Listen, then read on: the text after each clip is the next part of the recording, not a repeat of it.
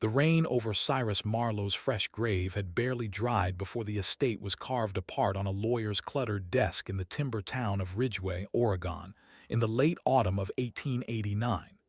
The reading was blunt and mercifully short.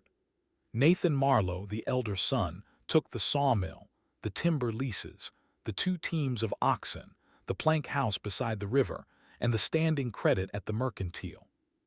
Across the desk sat Josiah Marlowe, his wife Hannah, their 7-year-old daughter Wren, and a lean brown dog named Tuck who had wedged himself beneath the child's chair. When the reading finished, Josiah's entire inheritance came to a sway-backed ox, a wagon with a warped bed, a high-country claim above the North Fork that nobody had ever bothered to settle, and $11 in silver. Nathan slid the coins across the desk. His mouth curved into something that might have been a smile if it had reached his eyes. "Enough for a headstone," he said, "if you buy the cheap kind." Wren looked up at her mother. "Are we going with Uncle Nathan?" Hannah did not answer. Josiah did not argue. He did not raise his voice, and he did not ask the lawyer to read the will again.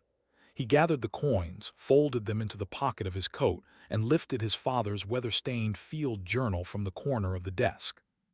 He did not glance at his brother. He did not glance at the warm stove behind the door. His eyes went straight to the eastern window where the timbered slopes climbed pale and blue against the sky. They had $11, a broken wagon, and a claim in country nobody had wanted for 50 years. And the first serious snows above 4,000 feet were less than 8 weeks away. By first light the next morning, they were on the trail. The land beyond Rattlesnake Grade barely seemed capable of feeding a rabbit, let alone 3 people and an animal. Steep granite spines climbed toward the north. A creek had cut a channel too deep for easy hauling along the western edge. Douglas fir and giant cedar covered most of the property, but the timber stood too thick for pasture and too broken for open ground. No cabin waited for them, no stable, no spring cleared for water. Even the wind seemed to move in from every direction at once, as if the mountains themselves had not yet decided which way the weather ran. The wagon rocked and complained as they climbed. By the last quarter mile, Josiah walked the ox by hand because the tired animal had stopped pulling uphill. Hannah walked beside him with Wren on her hip. Tuck ranged ahead, disappearing between the trunks and reappearing again, tail low, ears alert. At the top of a long rise, Wren pointed back toward the valley. Smoke rose from a chimney far below. Sunlight glinted on the mill pond. The Marlowe sawmill, Nathan's sawmill now, turned its great wheel against the current with steady, mechanical patience. Everything Cyrus Marlowe had spent 30 years assembling now belonged to the elder brother. Josiah looked once. Then he turned his eyes back toward the slope above them. They halted the wagon in a level clearing where a bench of ground had settled itself between the granite and the timber. Josiah climbed down and walked a slow circle around the property. His boots crunched in dry needles. Roots braided through everything they touched. 3 inches down, when he pushed the blade of his belt knife into the soil, the point struck stone. Hannah watched from the seat of the wagon. "Can we build here?" Josiah did not answer at first. He looked at the timber around them, at the granite beneath them, at the $11 in his pocket. Then he glanced up the slope where the largest trees stood, cedars and firs so old that their trunks had grown wider than a man was tall, and hollowed in places where lightning and slow rot had been at work for more than 100 years. "We're going to have to think about it," he said. Wren wrapped both arms around Tuck's neck and pressed her face into his fur. The dog did not move. That night the family slept beneath the wagon with a canvas stretched over the wheels and a small fire kept low against the wind. Hannah did not weep. Wren did not complain. Tuck lay across the girl's feet like a heavy quilt and did not shift once. Josiah stayed awake with his father's journal open across his knees, reading Cyrus Marlowe's careful pencil script by the light of a single tallow candle. Weather notes, elevation notes. An offhand remark about how bark thickness varied on the leeward side of a mountain. Every page said something. None of them said what to do next, but somewhere on that dark ridge behind him stood the trees his father had once walked among as a young man. And one of them, though Josiah did not yet know it, was already waiting. The next morning brought a wind that came down from the peaks with a low, patient voice. Josiah rose before the fire had gone gray and walked into the trees alone. The forest above the bench was older than anything Ridgway remembered. Cedars stood in silent columns, their bark hanging in long strips like the sleeves of forgotten coats. Douglas firs rose so straight and so tall that a man could stand at the base of one and lose the top against the sky. Some had died standing, killed by lightning or drought or the slow inner rot that carried away the heartwood while the outer shell remained. A few of those had hollowed out at the base. Josiah had seen it before as a boy, trees so cavernous inside that a full-grown bear could den in them through the winter. He measured the first one he found with a length of rope. The opening at ground level was too narrow for a stove. The second had cracked all the way up one side and would leak wind like a torn sail. The third promised more, but its floor sloped so badly that no bed could sit level in it. By the fourth day, he had walked nearly every yard of the upper claim. And then, on the western slope, standing alone in a bowl of ferns where the granite had cracked and held rainwater like a shallow cup, he found the giant. The cedar rose more than 150 feet into the air. Its lower trunk was the width of a small cabin, nearly 14 feet across at the base. Lightning had struck it long before Cyrus Marlowe was born and had burned a black scar up the eastern face, killing the heartwood but leaving the outer sapwood alive and thick. When Josiah walked around it, he found the entry the fire had left. A tall, narrow opening, wide enough at the bottom for a man to step through if he ducked his head, and rising to a peak like the door of a country church. Inside, the hollow ran nearly to the top of the surviving shell. The floor was uneven but dry. Ancient charcoal crusted the walls where the old fire had done its work a century earlier, leaving behind a hard black lining that seemed almost like polished stone. Josiah stood inside the tree for a long time. He set his palm against the wood. It did not shudder in the wind the way canvas or plank walls would have. The gust outside spoke against the bark. Inside, it whispered. He returned to the wagon at dusk. Hannah looked up from the small pot of beans she had coaxed over the coals. Wren sat cross-legged in the pine needles with Tuck's head heavy in her lap. "I found something," Josiah said. He did not say more that evening. He waited until morning. Then he led them up the slope, ducking beneath low branches, until the four of them stood together at the base of the great cedar. Hannah looked at the opening. She looked up along the vast trunk. She looked back at her husband. "You mean to live inside a tree? I mean to consider it." Wren pressed her small hand against the bark and looked up as if searching for the top. Tuck stepped inside the hollow without waiting for permission, circled once and sat down as though he had already made his decision. Josiah crouched at the entry. The shell is thick, 2 feet in most places, 3 where the lightning healed it. The old fire left the inside hard and dry. "There's no rot I can find. I've dug at it with my knife in 6 places. The floor slopes, but I can level it with stone and clay. The opening faces east, away from the storm winds off the peak, and there's water 40 paces down the slope in that granite basin." Hannah did not speak right away. She stepped inside slowly. The lantern in her hand cast a warm ring across the black inner walls. She turned in a full circle. Then she looked up and up again into the darkness that vanished somewhere above her head. "How high does it go?" 50 feet near as I can tell, maybe more. I'll close it off at 10 with a floor of split cedar. That leaves us a loft for stores and a chamber below for living." She was quiet a long moment. "And the smoke?" "There's a natural crack near the top of the shell. The draw will pull true. I checked it with a candle." Hannah rested her hand against the ancient wood. "Your father would say we are fools." Josiah shook his head slowly. "My father," he said, "would have measured it first." The decision, once made, brought no rush of confidence. It brought only work. Josiah began at the entry.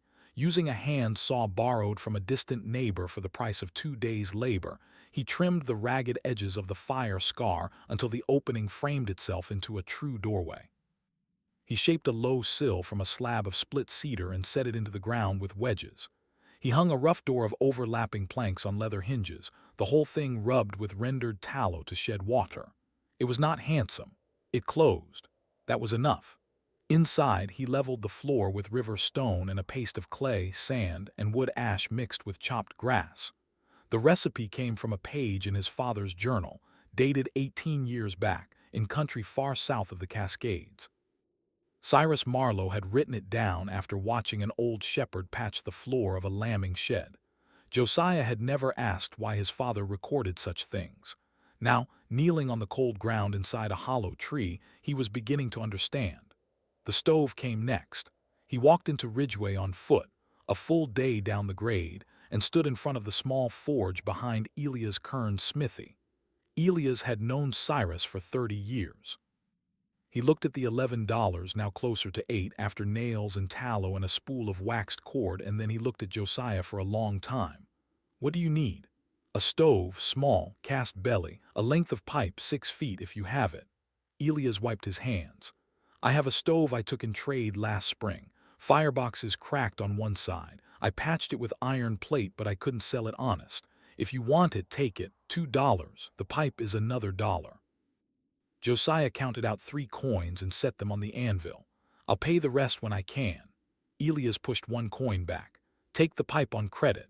The stove was going to rust behind my shop otherwise." Word traveled quickly in a timber town. Within a week, everyone knew that Josiah Marlowe had gone up the North Fork to live inside a burned-out cedar with his wife and his little girl and a brown mongrel dog. The sawmill hands laughed openly. The women at the mercantile shook their heads. A boy at the livery called out to Josiah as he loaded the stove into the wagon, asking whether the family planned to grow moss for supper. Josiah did not answer. He tightened the ropes on the stove and drove the ox back up the grade. Nathan Marlowe heard the stories the same day. He rode up to the claim the following morning alone, on his best gelding, and he sat in the saddle at the edge of the clearing while Josiah split cedar for the interior floor. He did not dismount. He looked at the great tree above them for a long moment. Then he looked at his brother. "A hollow tree, Josiah, a hollow tree. Father would be ashamed." Josiah set the maul down and straightened his back. Father wrote in his journal that a good shelter is one that keeps a child alive through February. He never said what shape it had to be. Nathan's jaw tightened. "I'll give you $60 for the claim, cash today. You can rent a room in town through the winter. Hannah can take in mending. Ren can go to school. No, you will freeze and you will bury that girl. Then I will freeze, but I will not sell my father's last acre to the man who took the rest." Nathan sat very still. Something moved behind his eyes, something that was not quite anger and not quite regret and not entirely unlike either. He turned the gelding without another word and rode down the grade at a canter. Hannah had stepped out from behind the wagon during the last of it. She watched her brother-in-law disappear into the timber. Then she came to Josiah and set her hand against his arm. "He came alone," she said. "I noticed. A man who is certain brings witnesses." Josiah looked down at her. In the late autumn light, her face seemed older than it had a month before, and also, somehow, younger. As if the leaving of the valley had scoured something away and revealed something beneath it that had been waiting a long time to be seen. "Then we build," he said quietly. And they did. The floor of split cedar went in first. Josiah drove pegs into the living wood of the shell carefully, only into the outer sapwood, never into the hard black lining left by the ancient fire, and laid the planks across them in a tight fit. He shaved each board with a drawknife until it seated flush against its neighbor. When he was finished, the ground level of the great cedar had become a room nearly 12 feet across at its widest point, narrowing to 8 where the trunk began to curve. Above that, at a height of just over 10 feet, he built a second floor, a loft. It reached only halfway across the interior, leaving an open shaft above the stove so heat and smoke could rise freely toward the natural crack near the crown of the shell. He reached the loft by a ladder pegged to the wall. In the loft went the food stores, dried beans, a small sack of cornmeal, salt pork wrapped in oiled cloth, a crock of lard, a hanging bundle of onions Hannah had traded a mended shawl for at a wagon that passed on the grade. The stove sat on a bed of river stone laid in clay. Josiah ran the pipe straight up through the loft opening and secured it against the cedar wall with iron straps he shaped himself over a small fire. The natural crack at the top of the trunk drew the smoke clean and true, exactly as the candle had promised. On the first firing, no smoke pooled inside the shell. The draw held.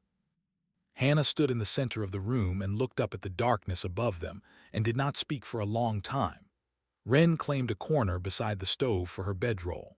Tuck claimed the space directly against the door, where any draft would have to cross him first. The bed for Josiah and Hannah went along the deepest curve of the shell.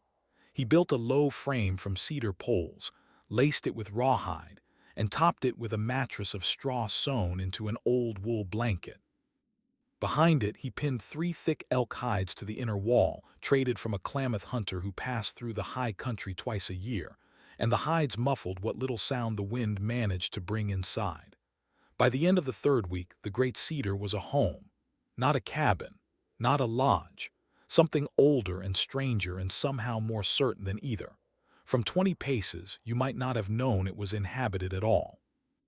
The door, weathered gray, sat flush inside the fire scar. The stovepipe emerged near the crown of the tree and released a thin ribbon of wood smoke that drifted straight up into the still air of the high woods. Only the trampled path through the ferns gave the place away. Silas Renner, the trapper who worked the drainages above the North Fork, was the first outsider to see it. He came down through the timber one afternoon following his line, and he stopped at the edge of the clearing so suddenly that his pack dog nearly ran into the back of his legs. He stood there for a full minute. Then he walked forward slowly, the way a man approaches a horse he doesn't yet trust. Josiah met him at the door. Silas Renner was somewhere past 60. His beard reached the second button of his coat. He had trapped these mountains since before the war. When he finally spoke, his voice was quiet. "You built inside the burned cedar." "I did. I've walked past that tree for 40 years, never once thought of it. Neither did I until I did." Silas stepped through the doorway without asking. He looked at the floor. He looked at the loft.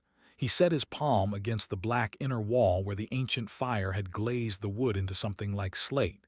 He tapped it once with a knuckle. He looked at the stove. He looked at the pipe running clean up through the loft opening. Then he turned to Josiah. "Whose idea was the ash in the floor patch?" "My father's, from his book." "Cyrus Marlowe." "Yes." Silas nodded once slowly, as if that answered several questions he had not yet asked.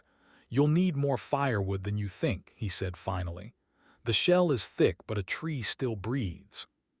When the north wind comes off the peak in January, it will pull heat up through that crack faster than you expect. Bank your fire low and steady. Don't let it roar." "I'll remember." Silas stepped back outside and looked once more at the crown of the great cedar rising into the pale winter sky. "I've seen worse shelters," he said. "I've seen worse men build them." Then he whistled to his dog and vanished back into the timber. The first hard frost came the 2nd week of November. Josiah rose before dawn, opened the door, and found the ferns around the clearing turned to white glass. His breath hung in the still air. The thermometer he had nailed beside the entry read 19 degrees. Inside the great cedar, with the stove burning low on a single log, it read 51. He wrote both numbers into his father's journal. The book had a new purpose now. Cyrus Marlowe had used it to record what he observed. Josiah used it to record what he was learning. Every morning and every evening the same entries. Outside temperature. Inside temperature. Wind from what quarter. Fuel burned. Condition of the shell of the door seal of the stovepipe. Whether the natural crack at the crown drew cleanly or hesitated. Whether Wren coughed. Whether Tuck settled near the door or near the fire. The dog, Josiah had begun to notice, chose his spot based on where the cold was trying hardest to enter. The pages filled slowly, but they filled. News of the tree spread through Ridgeway. Most of it arrived in the form of jokes. The sawmill men called it the squirrel's house. A woman at the mercantile asked Hannah, in front of 3 others, whether her daughter had learned to climb yet. Hannah paid for her flour, thanked the shopkeeper, and walked out without answering. She did not tell Josiah about it that evening. She told him 3 days later quietly while banking the fire. "I don't mind the words," she said. "I mind that Wren heard them." Josiah set down the awl he had been using to punch new holes in a piece of harness. "What did she say?" "She said the tree was warmer than any of their houses, And then she took my hand and walked out. Josiah did not smile, but something in his shoulders eased. Nathan came a second time in early December. He rode up alone again, and again he did not dismount. But this time he did not come with an offer. He came with a warning. "There's talk in town," he said. "Reverend Bell has been asked to speak to you." "About what?" "About Wren, about a child being raised in a hole in a tree." Josiah walked to the edge of the clearing and stood beside his brother's horse. He looked up at Nathan without anger. "There is a floor, there is a stove, there is a stocked loft. There is a mother who reads to her every evening. There is a dog who has not left her side in 11 weeks. If the Reverend wishes to see it, he is welcome." Nathan looked past him toward the great cedar. The thin ribbon of smoke drifted up through the winter air. "Josiah," he said more quietly than he had spoken in years, "why won't you let me help you? You had your chance to help me. You took the mill." The words were not cruel. They were only true. Nathan flinched anyway. He sat in the saddle for a long moment. Then he pulled a leather pouch from inside his coat and held it out. $20, not a loan, not for the claim, take it or don't." Josiah did not take it. "Set it on that stump," he said, pointing. "If it's still there tomorrow, Hannah will decide whether we keep it." Nathan set the pouch on the stump.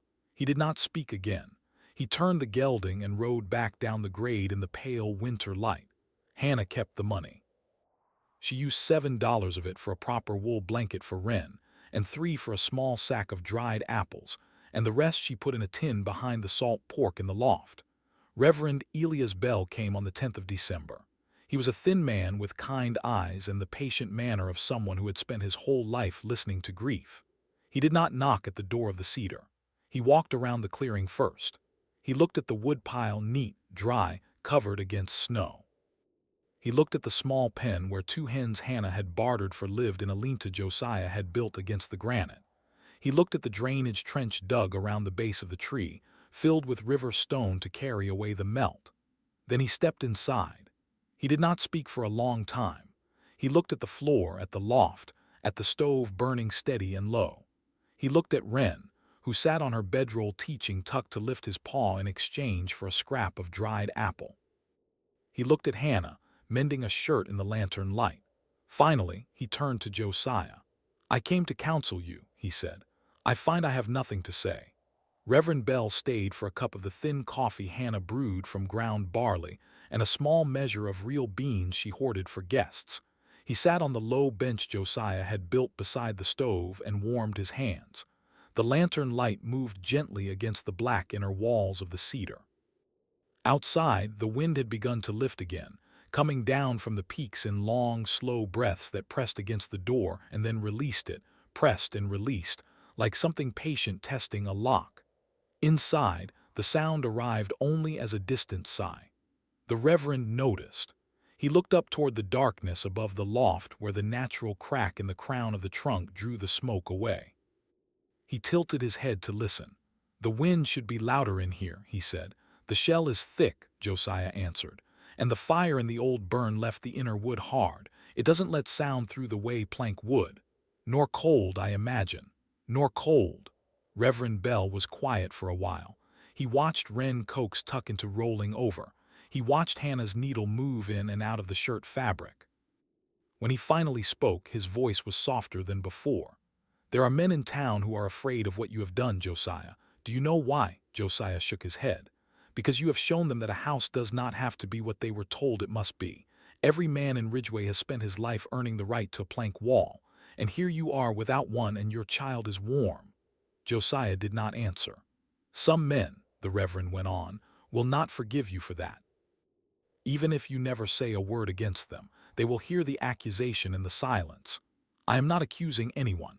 I know. That will not matter." He set his cup down and rose slowly. At the door he paused and looked once more at the interior of the great cedar. Then he set his hand briefly against the ancient wood, the way a man might touch the shoulder of an old friend, and stepped out into the wind. Josiah watched him go. Hannah lowered her mending. "He believed us," she said. "He believed the walls," Josiah answered. "That is enough." The first true snow came 4 days later. It fell all night without wind, straight down, thick and steady, and by morning the ferns were gone and the granite basin where they drew their water had a lid of white 2 hands thick. Josiah broke it with the back of an axe. Wren stood at the door of the cedar and watched her breath make small clouds in the still cold air. "Papa," she said, "the tree has a hat."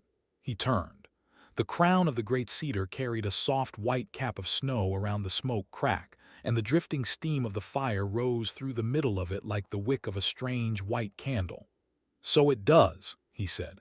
"That week, Sila's Renner came back through on his line.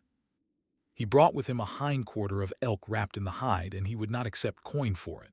He sat by the stove and ate a bowl of Hannah's stew and told them without ceremony that he had spoken to 2 other trappers about the tree. "I told them what I saw," he said. "One of them called me a liar. The other one asked whether there was another burned cedar like it on the North Fork. There isn't, I've looked." "Why did you tell them at all?" Josiah asked. Silas chewed slowly. "Because a thing that works ought to be spoken of. That's how it lasts." He left a small twist of tobacco on the bench before he went, and he would not take payment for that either. By the end of December, the pattern of their days had settled into something Josiah recognized. He hauled firewood in the morning, cutting from the deadfall along the ridge and dragging the lengths back on a sled he had built from split cedar and iron runners forged by Elias Kern. He split what he hauled. He banked the fire low and steady, exactly as Silas had told him to. He read his father's journal in the evenings by the lantern and added his own notes beneath the old ones. Hannah wove. Wren learned her letters from a slate Hannah had brought from the valley in the bottom of the wagon. Tuck slept at the door. The great cedar held. Josiah began to believe quietly that it would keep holding. That belief was about to be tested. The barometer began to fall on the morning of January 19th. Josiah had traded a week of split fence rails for the instrument in early December, a small brass case with a cracked glass purchased secondhand from a retired ship's mate who had settled on the lower fork. It hung beside the door of the cedar next to the thermometer. Josiah checked it twice a day. It was the kind of habit his father would have kept. That morning, the needle sat lower than he had ever seen it. By noon, it had fallen further. By 3 in the afternoon, it had dropped into a region of the dial the ship's mate had once called the dead country. Josiah stepped outside. The sky had gone the color of wet slate. The wind had died completely. The great cedars around the clearing stood so still that not a single needle moved. Even the small sounds of the forest, the chatter of jays, the tap of a woodpecker on a dead snag had ceased. Somewhere down the grade, a raven called once, twice, and then silence. He came back inside and closed the door carefully behind him. Hannah. She looked up from the loom she had rigged in the corner. "Bank the fire down, not out, down, and bring Wren's blanket close." She did not ask. She had learned over the past 3 months to read her husband's face the way he read the sky. He climbed to the loft and checked the food stores. Beans, cornmeal, salt pork, dried apples, the elk that Silas had brought, enough for 2 weeks if they were careful, 3 if they stretched it. He came back down and inspected the drainage trench around the base of the tree. He checked the door seal.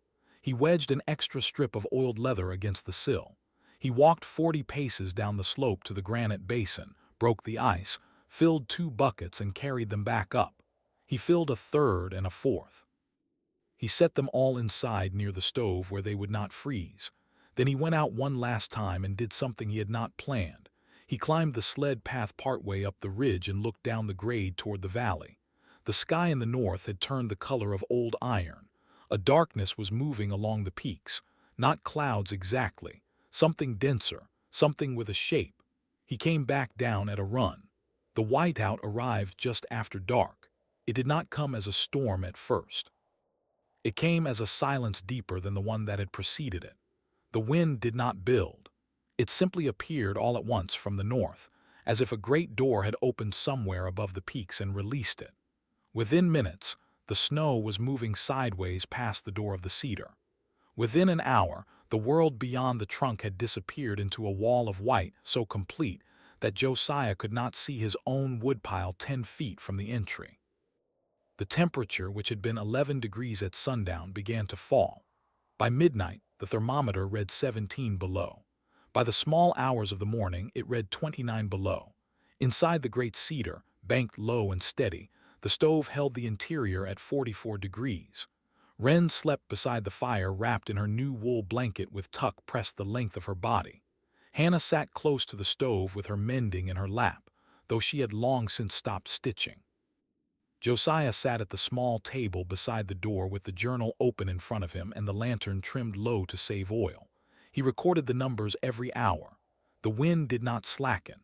It grew. By the second morning, the sound outside had become something Josiah had never heard before, not the howl of a storm, but a continuous, hollow roar, as though the mountain itself were breathing out. The great cedar did not shudder. It stood as it had stood for 6 centuries. But the shell trembled at the crown, and the natural crack that carried away the smoke began, for the first time, to whistle. Josiah climbed to the loft with a strip of oiled leather and packed it carefully into the upper edge of the crack, leaving only enough opening for the draw. The whistle stopped. The smoke continued to rise. He came down. Hannah looked at him. "Is it holding?" "It is holding." "Will it keep holding?" He looked at her across the low light of the stove. "I do not know," he said, "but I know it has stood through worse than this before us, and it did not stand alone. It stood because the fire that hollowed it out left the wood harder than any plank." He set his hand against the black inner wall. "We are inside a thing that has already survived." Hannah closed her eyes and did not answer. Wren stirred once in her sleep. Tuck lifted his head, listened to the roar outside for a long moment, then settled it again on the girl's arm. Somewhere in the dark of the second night, a knock came at the door. Tuck was on his feet before Josiah heard the second knock. The dog did not bark. He stood between Wren and the door with his shoulders low and his ears forward, listening.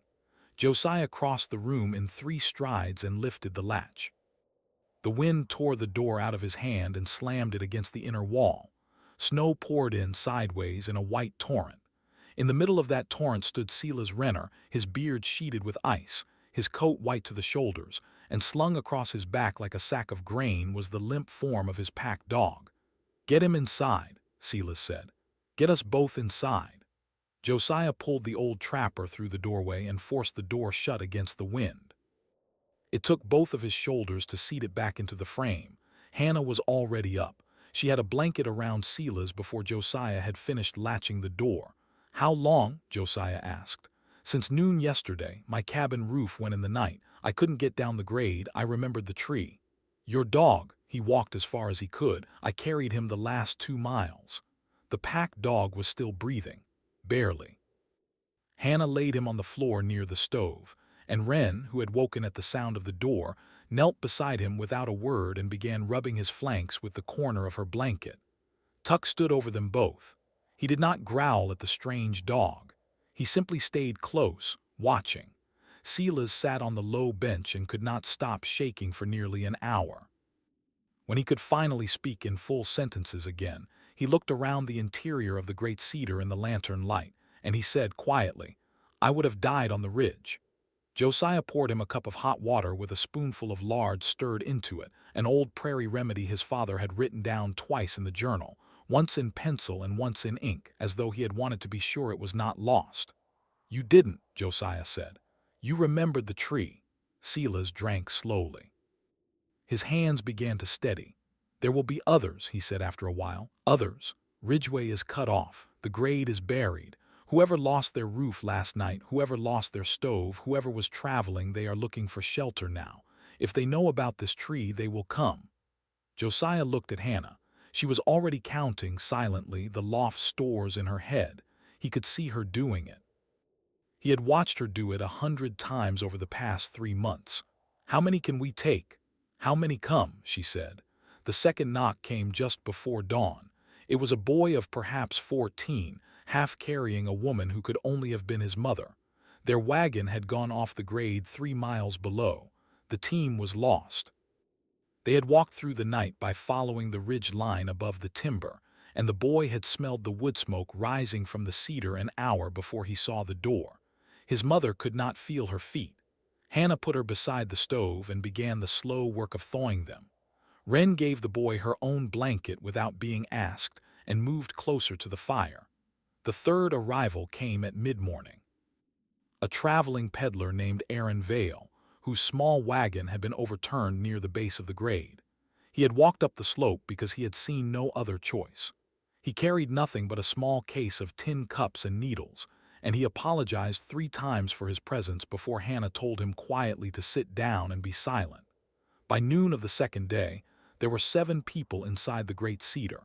The space that had felt generous with 3 now felt small. Coats hung dripping from pegs. Josiah drove into the cedar wall. The stove worked harder. The fuel pile in the corner, which had looked comfortable at the start of the storm, no longer looked comfortable.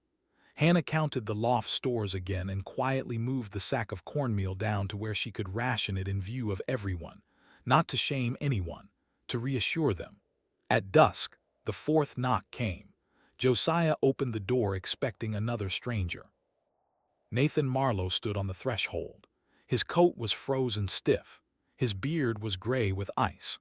Behind him stood his wife, Ada, and their 2 boys, ages 9 and 11, clinging to her skirts. The Marlowe plank house in the valley had lost its roof to the wind 6 hours earlier. They had walked up the grade because it was the only place in the county Nathan could think of where anyone he knew was still alive. For a long moment, no one inside the tree spoke. Then Josiah reached out, took his brother by the front of his frozen coat and pulled him inside. The door shut. The wind disappeared back into the darkness where it belonged. 11 people now stood inside the great cedar, 2 dogs, 1 small stove. Nathan did not speak for a long time. He stood in the middle of the room with the melt running down his coat onto the split cedar floor, and he looked at the walls, and at the loft, and at the pipe rising clean and true through the smoke shaft, and at the black inner surface of the ancient burn shining in the lantern light. He looked at his brother's daughter, who sat beside a strange dog with her hand on its ribs. He looked at his own sons, whose faces were beginning to lose the gray tint of the cold. He looked at his wife, who was weeping without sound into Hannah's shoulder. He did not look at Josiah at all. Hannah moved without ceremony. She took the coats. She hung them. She poured hot water into tin cups and stirred lard into each one and pressed them into hands that were still too stiff to hold them properly. Wren gave up her corner beside the stove for the 2 Marlowe boys without being asked and moved to sit against Tuck near the door. The traveling peddler, Aaron Vale, quietly slid himself further from the fire to make room. Silas Renner stood up from the bench so Ada could sit. Nobody spoke about who was who. Nobody spoke about the mill, or the $11, or the words that had been said on the lawyer's desk in October. There was not room for those words in the tree. Josiah went to the loft and brought down half of the elk Silas had given them, and Hannah began cutting it into a stew that would need to feed everyone twice. She used the last of the onions. She used the dried apples Nathan had paid for. She did not comment on that, and neither did he. The storm went on. By the 3rd night, the temperature outside the tree had fallen to 34 below zero. The wind never dropped. It rose and it fell in long, hollow breaths, but it did not stop. Inside the great cedar, the thermometer held at 39. Not warm, warm enough. No one shivered. No one coughed except the peddler, whose lungs had taken cold on the walk up the grade, and Hannah had him against the stove with a compress of pine steam that Silas mixed from his own belt pouch. The fuel pile shrank. Josiah watched it shrink and did not speak of it. But on the 4th morning, when the storm still had not broken, he pulled Silas aside near the door. "How much longer do you think?" Silas listened to the sound outside for a long moment. "A day, maybe 2. I have seen storms like this on the peak. They come from far north. They go when they are finished going and not before." Josiah nodded. He looked at the fuel. "We have a day and a half if I am careful." "Then be careful." He was. He let the stove drop to embers between meals. He wrapped stones in cloth and heated them in the coals and passed them out to the children to hold against their chests beneath their blankets. He climbed to the loft twice a day and checked the seal at the smoke shaft where he had packed the oiled leather, and he shifted it a fraction each time to keep the draw honest. When the peddler's cough worsened, he moved Aaron Vale to the warmest spot in the room and put his own back to the coldest. Nathan watched him do all of this. He watched for 2 full days without saying a word.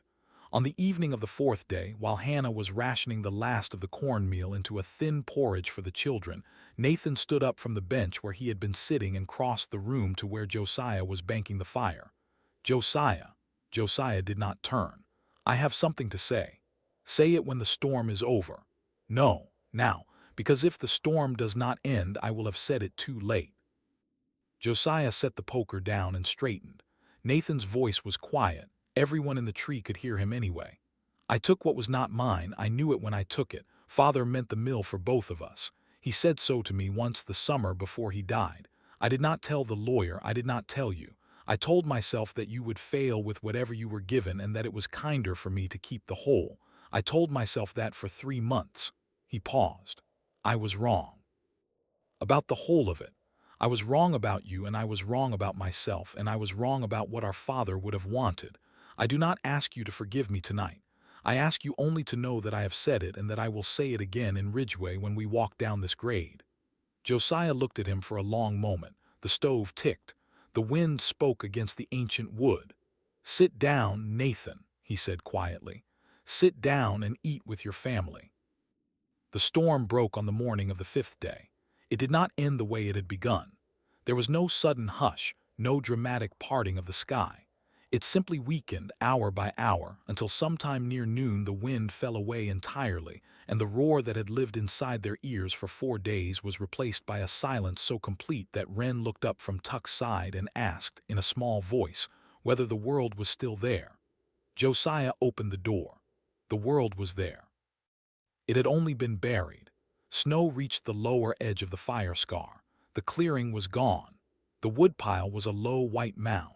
The granite basin where they drew their water had disappeared entirely beneath a drift shaped like the back of a sleeping animal. The great cedars around them stood silent and enormous, their branches bent low under the weight of what the storm had left behind. The thermometer read 4 below zero. Inside the tree, the air still held at 38. Nobody cheered. Nobody wept. They stepped out one at a time, blinking, into a sun so pale it barely cast a shadow, and they stood in the snow and breathed the clean, cold air and understood, without speaking, what had happened and what had not happened. 11 people had walked into the great cedar during the storm. 11 people walked out of it. Silas Renner's pack dog, which had come in on his master's back nearly dead, walked out under his own weight. He was thin. He would need weeks, but he walked. They began the slow work of digging out. Josiah broke a path to the woodpile. Nathan, without being asked, took the second shovel and worked beside him. They did not speak for a long time. When they finally did, it was about the depth of the drift and the condition of the sled, and where the ox might have taken shelter. The animal had been in a lean-to against the granite at the start of the storm, and Josiah had feared him lost. But they found him alive on the second afternoon, standing with his back to the wind in a hollow the drifting snow had left him, thin and shivering and stubbornly upright. The road down the grade did not open for 9 more days. When it did, the 7 guests left the great cedar one by one. The peddler first, cough eased, with a small twist of Hannah's dried apples pressed into his pocket. Silas Renner and his dog, back to what remained of the trapper's cabin, promising to return in the spring with the elk he still owed them. The boy and his mother, whose wagon had gone off the grade, a wagon from Ridgeway came up to fetch them, driven by Elias Kern the smith, who stepped inside the tree for the length of 1 cup of barley coffee, and then stepped out again and stood beside the door looking up at the crown for a long time before he spoke. "Josiah," he said, "I have been shoeing horses in this country for 40 years. I have never seen a house I trusted more than this one." He tipped his hat to Hannah and rode down the grade behind the wagon. Nathan and his family stayed the longest. Their plank house in the valley was gone, not damaged, gone, taken by the wind on the second night of the storm and scattered down the river bottom for half a mile. They stayed inside the cedar for 11 more days while Nathan and Josiah together walked down the grade each morning and worked on what could be salvaged of the mill. On the last night before the Marlowe family left for a rented room in Ridgeway, Nathan sat beside the stove with the journal in his lap. Josiah had given it to him to read. He read it from the first page to the last slowly, and he did not speak until he had finished. Then he closed the book and set his hand upon it. "Father wrote this for both of us," he said. "I only understood it tonight." "I know," Josiah said. "The mill is half yours. It was always half yours. I will speak to the lawyer on Monday." "You will not," Josiah said. "You will speak to him on Tuesday. Monday you will rest." Nathan almost smiled. It was the first time in many years. Spring came, as spring always does, and the great cedar remained. The nickname the sawmill men had given it, the squirrel's house, quieted and then vanished and was replaced by nothing. People simply called it the tree. Neighbors came up the grade to see it. Sela's brought other trappers. A schoolteacher from the valley brought her class, and the children stood inside the black shell with their mouths open and their hands pressed against the ancient wood. Josiah answered every question. He showed them the drainage trench, the stone bed under the stove, the oiled leather at the smoke shaft, the careful pegs that went only into the sapwood and never into the heart. He explained the value of thickness. He explained the value of a shell that had already survived its own fire. Most of all, he explained his father's journal and the quiet habit of writing things down. One evening late in April, after the last visitor had gone home, Josiah sat alone beside the stove with the book open on his knees. He wrote the final entry of the winter. The tree held. 11 souls, no loss. He closed the book. He did not close it like a man celebrating victory. He closed it like a man who understood at last what his father had been trying to leave him all along. Not a mill, not a house, a way of seeing. If you enjoyed this story, please like, share, and subscribe for more tales of resilience, family, and the quiet courage of ordinary people facing extraordinary winters. Leave a comment below and tell us, what would you have built if you had only $11 and 8 weeks until the snow?